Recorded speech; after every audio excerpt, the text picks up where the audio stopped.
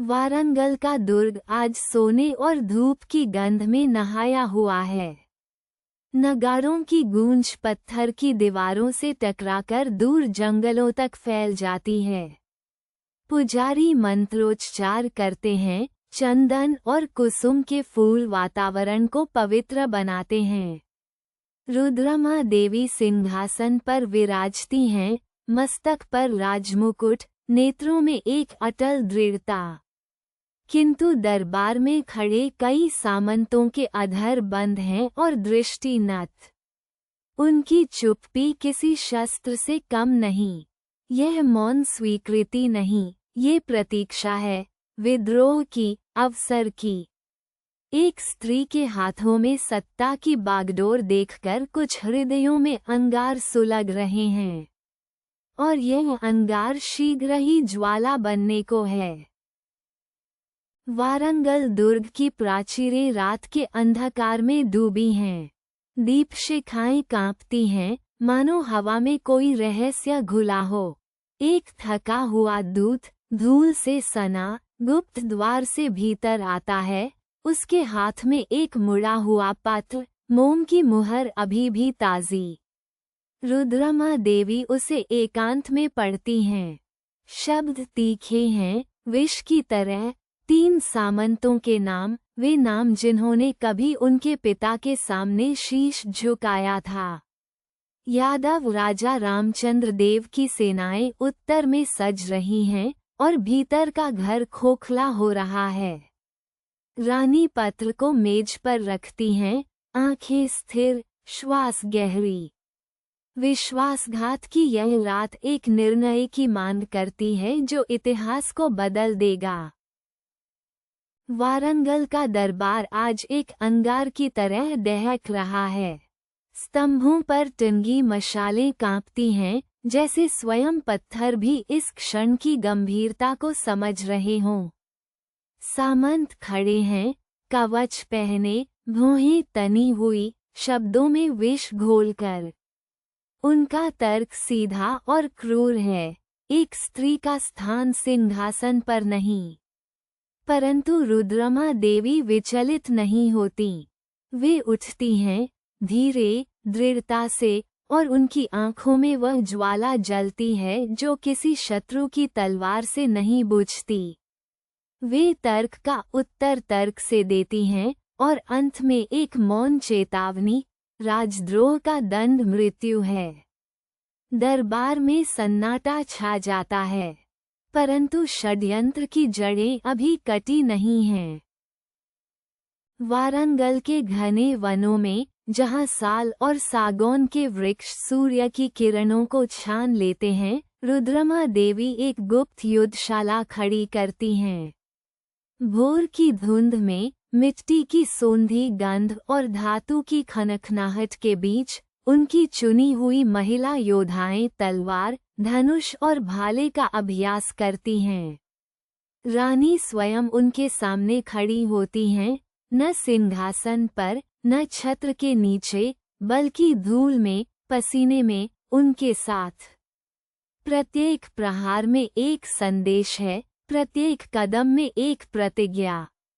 ये स्त्रियां केवल सैनिक नहीं बन रहीं, वे इतिहास का एक ऐसा अध्याय लिख रही हैं जिसे शत्रु अभी तक पढ़ना नहीं जानते। और शीघ्र ही इस प्रशिक्षण की परीक्षा वास्तविक रणभूमि पर होने वाली है। वारंगल के दरबार में एक भारी नीरवता छा जाती है। यादव राजा रामचंद्र देव का दूत, रेशमी वस्त्रों में सजा, अहंकार से भरा, समर्पण का पत्र रुद्रमा देवी के सामने रखता है। सोने की मुहर, काले स्याही के अक्षर, हर शब्द एक अपमान की तरह जलता है। दरबारी श्वास रोक लेते हैं। पत्थर के स्तंभों पर दीपकों की लौ थरथराती है। फिर एक क्षण, रुद्रमा देवी उठती हैं, पत्र उठाती हैं और उसे 2 टुकड़ों में फाड़ देती हैं। कागज के टुकड़े संगमरमर के फर्श पर गिरते हैं, जैसे यादव साम्राज्य का घमंड चूर हो गया हो। काकतीय भूमि की मिट्टी में स्वाभिमान की जड़ें इतनी गहरी हैं कि कोई तलवार उन्हें काट नहीं सकती। अब युद्ध अवश्यंभावी है और रुद्रमा देवी अपनी सेना को तैयार करने का संकल्प ले चुकी हैं। रात का अंधेरा वारंगल दुर्ग की पत्थर की दीवारों पर भारी होकर बैठा है। मशालों की कांपती रोशनी में एक परिचित परछाई शत्रु के दूत के साथ फुसफुसाती पकड़ी जाती है, वह सामंत जिस पर रुद्रमा देवी ने अपनी आंखों से भी अधिक भरोसा किया था। किले की दरारें, द्वारों की कमजोरियां, सैनिकों की तैनाती, सब कुछ बिक चुका था। रुद्रमा देवी स्वयं उस कक्ष में प्रवेश करती हैं। उनके चेहरे पर क्रोध नहीं, केवल एक गहरी, पाषाण सी शांति है, जो किसी भी चीख से अधिक भयावह है। विश्वासघात की यह रात उनके हृदय में एक घाव छोड़ती है, किंतु उनके संकल्प को और मांझती है।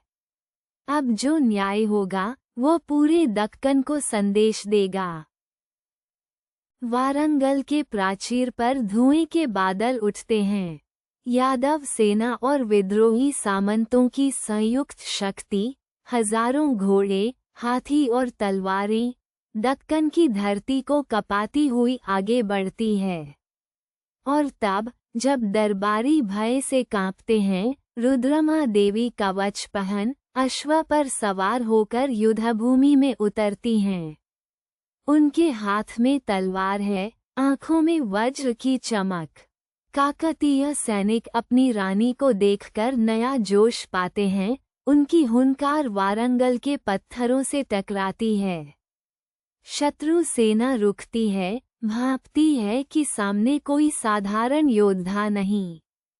परंतु ये युद्ध अभी अपने सबसे भीषण क्षण की ओर बढ़ रहा है। युद्धभूमि पर धुआं अभी भी उठ रहा है।